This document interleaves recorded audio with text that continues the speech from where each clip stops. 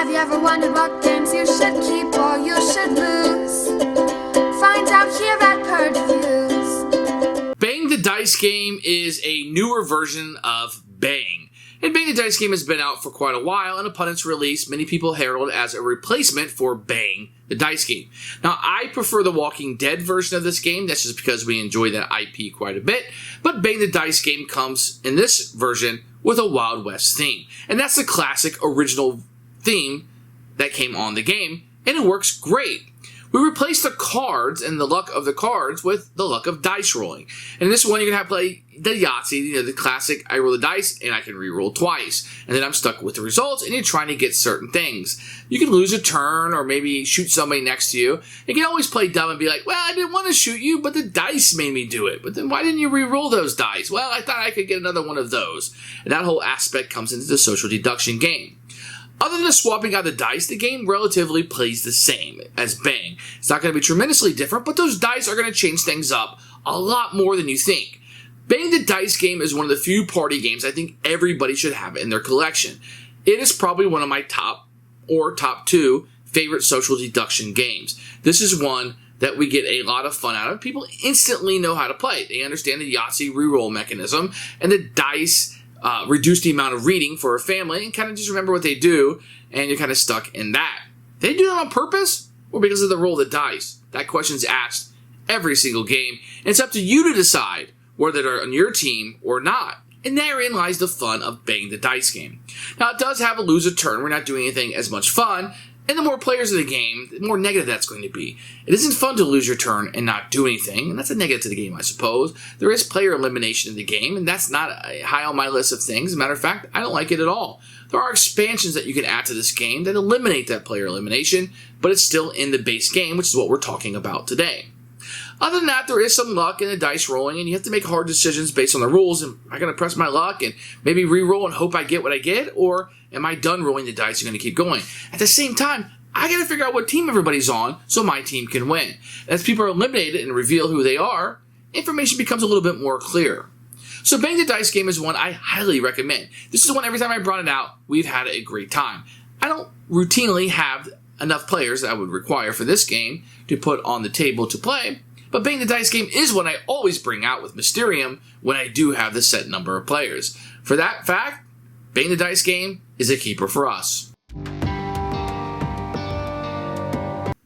Here is Bang the Dice game. You can see the dice kind of popping through here. I think it has a real dynamic effect on the box. You can have a rule book, which we'll take a look at in a few minutes.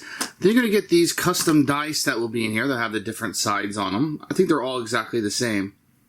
You just get 5 of them that you can play with during the game. You're going to get some cards. These will be the reference cards that each player will get. And you can see these have different backs on them depending on what type of card they are. These will give you, whether you're the sheriff, the vice deputy, the outlaw, or the renegade in the game. So this would be like your roles that you will get. And then these will be the characters that you will have, each with unique artwork that will have a power on it.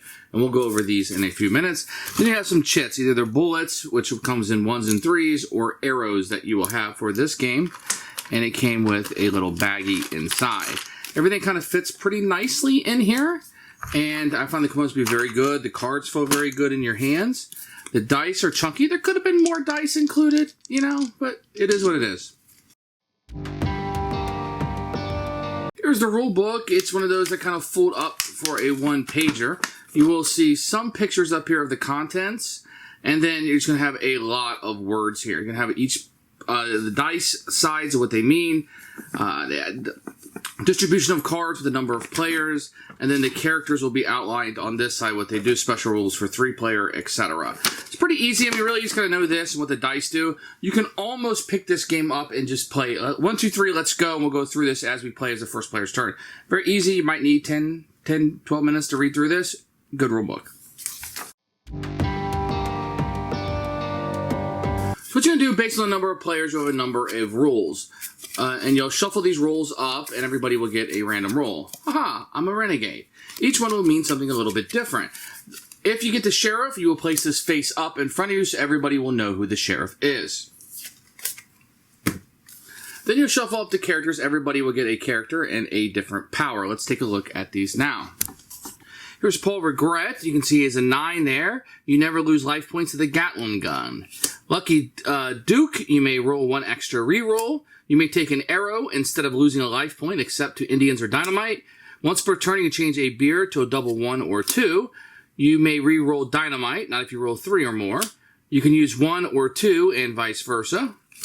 El Gringo, when a player makes you lose 1 or more life points, you must take an arrow. If you have 4 life points or less, you gain 2 if you use beer for yourself. You never lose more than 1 life point to an Indian. For each of the 3, you may discard 1 arrow from any player. Each time you lose a life point, you may discard 1 of your arrows. You may use 1 or 2 for players sitting 1 place further. At the beginning of your turn, any player of your choice gains a life point. If you didn't roll any 1 or 2, you gain 2 life points. Each time another player is eliminated, you gain 2 life points. Vulture Sam is a pretty neat player. And Willie the Kid, you only need 2 of these symbols to use the Gatling gun. So everybody will get a random one of these at the beginning. They will also get the roll. Only the sheriff will be known who it is, and you're ready to go. On your turn, you're going to roll the 5 dice, and you'll have your things here. You can do 2 re-rolls, but whatever you roll on it, so you can re-roll just part of these if you wanted to, and whatever you re-roll on the 3rd one, you must keep. The only thing that cannot be re-rolled is Dynamite. So if I rolled this, I could not redo the Dynamite. I would take the arrow action, and then I could go ahead and re-roll the rest of these there. So let's go through the sides of this. So on this, an arrow, you would gain an arrow. Once the 9 arrows are gone from the central location, everybody will lose a hit point for the arrow that they have. The Dynamite cannot be re-rolled. If you end up with 3 of them, then your turn will immediately end and you will lose a life point for having Dynamite blow up on you. The Bullseye with a 1 on it means somebody to your left or to your right will lose 1 life point. The number 2 means somebody 2 spaces to your left or 2 spaces to your right will lose a life point. If you roll a beer, anybody at the table, including yourself, may regain 1 health point. If you're able to get 3 of the Gatling gun symbols, then every other player in the game, except for yourself, will receive 1 life point loss. And if you have any arrows, you can get rid of all of your arrows at this point. Remember, the arrows only become hit points once the 9 in the center of the table are all gone. Then the Indians attack. Each character has a number of hit points. You will still be in the game until you lose the hit points. If you ever lose, in this case, Willie the Kid, 8 hit points, you are eliminated from the game.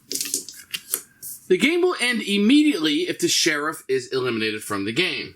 If that scenario occurs and the renegade is the only person left in the game, then the renegade would win. If all of the renegades and outlaws are eliminated from the game, then the sheriff and his deputies will be the winner of the game. And that's how you're going to play Bang the Dice game. You will roll the dice, shooting other people, hopefully not taking damage, and then if you're in one of the scenarios, you either be the winner or the loser of the game. Who should buy this game? Anybody who has any interest in a social deduction game. I feel like Bang the Dice game is one of the best games and gives you the best bang for your dollar. I also think this is one of the top party games.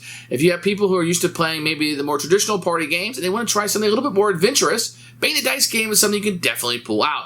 I think most people are going to understand the Yahtzee mechanism that's in the game of the re-rolls, and the dice are pretty easy. There's only 6 sides of them to try to figure out what you want to do. And it's so much fun to take non-gamers and show them what a game can do as you're pointing out. And you kind of want to be the guy sometimes with non-gamers to kind of push that along. Yeah, we're going to accuse that guy. It's not me! And that can be a really fun experience. Bang the Dice game is one I love to death. It has different IPs attached to it, or you get the traditional Wild West, one I can easily recommend as a keeper.